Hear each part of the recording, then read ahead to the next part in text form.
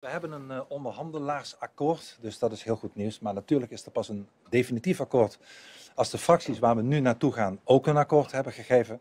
Maar het goede nieuws is dat we een onderhandelaarsakkoord hebben. Dus wij gaan het nu allemaal aan onze fracties verdedigen in de hoop dat we al dan niet met amendementen er vandaag definitief uit gaan komen. Waarom duurde het langer?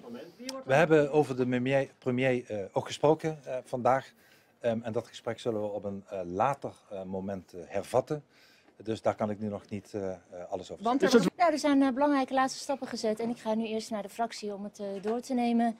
En dan gaan we het goed wegen samen. Hoe was de sfeer de laatste uren? Ik ga straks naar de fractie. Hoe was de sfeer de laatste uren?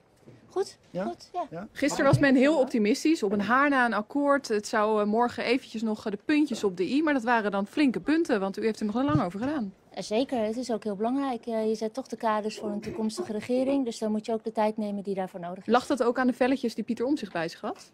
We hebben daar goede gesprekken gehad. Ik ga nu met de fractie praten en daarna ook graag weer met u. Waarom duurde het langer dan verwacht?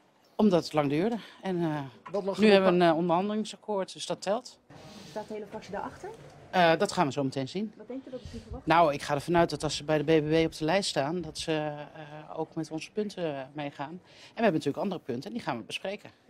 Ik ben blij dat er een onderhandelaarsakkoord ligt en dat we zo meteen naar de fracties toe kunnen om te kijken wat zij van het regeerakkoord en van het programmaakkoord en de financiële bijlage vinden. Vanmorgen zei u puntjes op de i. Ja. Duurde toch iets langer. Hoe kan dat?